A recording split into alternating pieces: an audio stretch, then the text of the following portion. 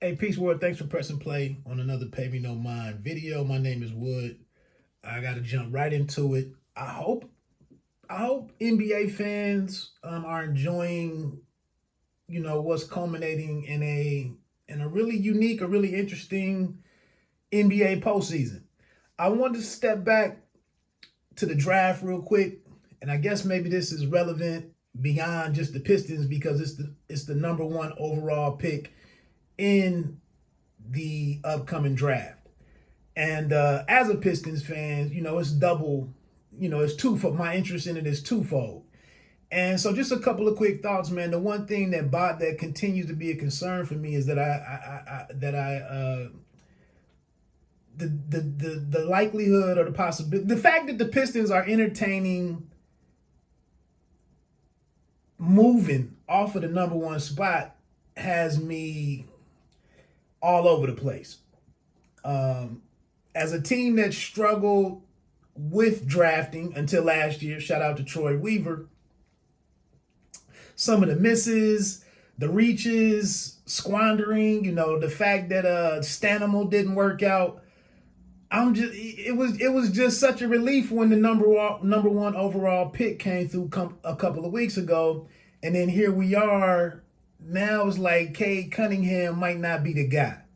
So, to be in full disclosure, I did not get to see Cade Cunningham a whole lot last year because of the COVID and the scheduling, and he's in the Big 12s, Oklahoma State. I didn't really get to see the guy a whole lot.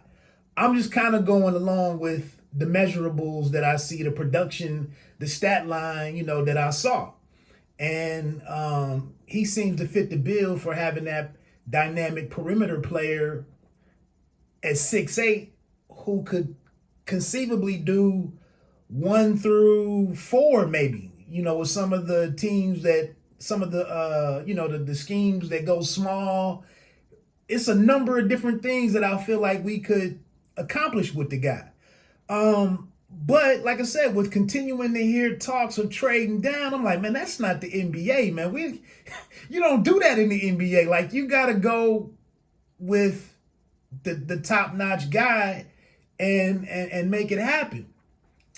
So some thoughts on that.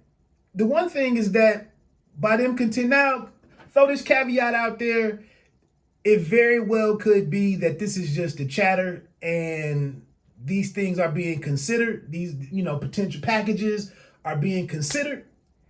And the Pistons already know full well what the hell they're doing. They're Cade Cunningham all the way. That could be the play. You need to fill airtime. The NBA needs to be in the headlines and be in a discussion. So maybe that's all that's playing out. It's just chatter. But there's some uncertainty here, and I'm a little uncomfortable with it. But the one major thing that this signals to me is that maybe they don't think Cunningham, because of where he's coming from, and there's always that chance that it could be a miss. Look at Markelle Fultz. I'm getting ready to talk about that draft here in a second. So now I'm a little skeptical with me not getting a lot of eyeballs on that young man. Now I'm all over the place with what I'm interested in doing personally. And I said, man, I'd be somewhat cool looking at DeAndre Ayton and a couple of other young bigs here and there, flashes that I saw from Wiseman and Golden State. I'd be really comfortable with Evan Mobley, to be honest with you. Pairing him with the two guys, with Isaiah and Sadiq, who came in last year. I'd be comfortable with Mobley. But you need that dynamic perimeter, that dynamic wing guy. The other guy that's out there is Jalen Green, coming from the G League and whatnot.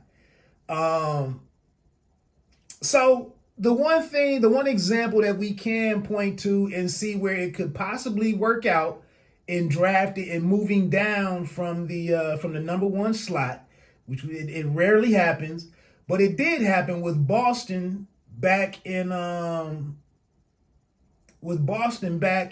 2017 draft, I believe, where they moved down to number 3 and got Jason Tatum out of Duke. And then Philadelphia went on and took Markelle Fultz. The Lakers took Lonzo Ball at number 2. We also at 4, you had Josh Jackson. 5, De'Aaron Fox.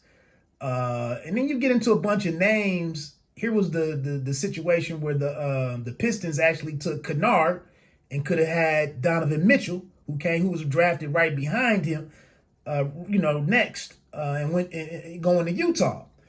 So going back to that situation up top with Boston and Philadelphia, though, that's the thinking here, is that what's going to be the difference in 3 to 4 or 5 years? What's going to be the difference between having Cade Cunningham and Jalen Green? I haven't seen him play either, to be honest with you. So I'm just sitting here having to trust in Troy Weaver, but it's just so odd to hear a number 1 pick, an NBA team willing to move off of that pick and trying to wheel and deal. I mean, Little Caesars Arena, beautiful facility. It needs an elite player that fans can go get behind, even if it's just a Damian Lillard situation, where this one dude makes the team relevant. And there's a certain level of success. Now, we're currently constituted a bit differently, where we had these young guys, like I said, the young guys that we had from last year, and then bringing in Grant. The team is going places. But this is still a crucial, it's a crucial pick. So it'll be interesting to watch how this plays out.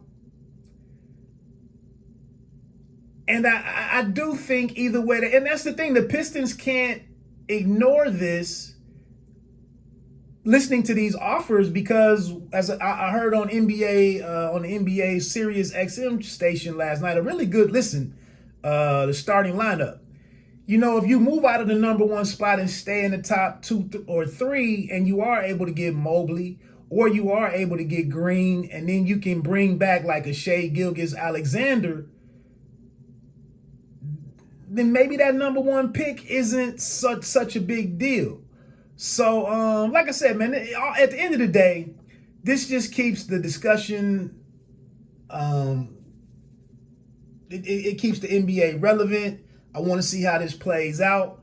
But, again, man, the track record for the Pistons and the drafting and all the players, Darko Milicic, hate to even bring that name up, with what happened there, with missing out on what was missed out on there, with Melo, D-Wade, Bosh, I think that was the crew there. So it's just paramount that Troy Weaver and the Pistons come away winning on some level. Whether you win with great added depth and great resources and guys that can play and contribute significantly day one or not, that's what we're looking at.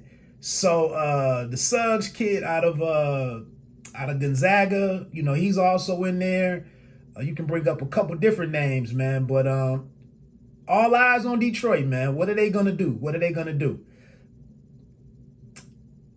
Like I said, I can't be mad with either of those 3. Cunningham, Mobley, Jalen Green, and then maybe, a couple other guys can get into the discussion. So let me know what your thoughts are on, overall, the upcoming draft. Again, this is Pay Me No Mind Sports and Entertainment. My name is Wood. You don't have to be great to start, but you have to start to be great. Peace.